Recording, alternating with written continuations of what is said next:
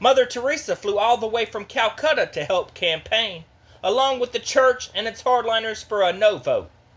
In other words, an Irish woman married to a wife-beating and incestuous drunk should never expect anything better, and might endanger her soul if she begged for a fresh start. While as for the Protestants, they could either choose the blessings of Rome or stay out altogether.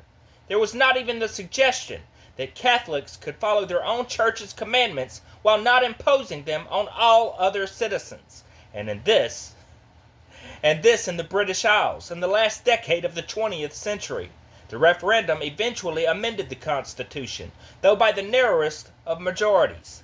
Mother Teresa in the same year gave an interview saying that she hoped her friend, Princess Diana, would be happier after she had escaped from what was obviously a miserable marriage.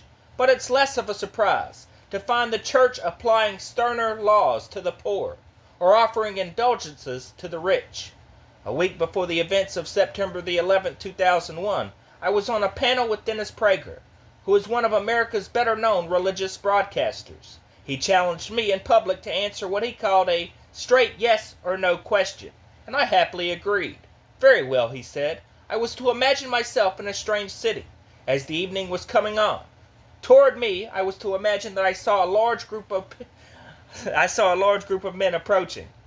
Now, would I feel safer or less safe if I was to learn that they were just coming from a prayer meeting? As the reader will see, this is not a question to which a yes-no answer can be given, but I was able to answer it as if it were not hypothetical.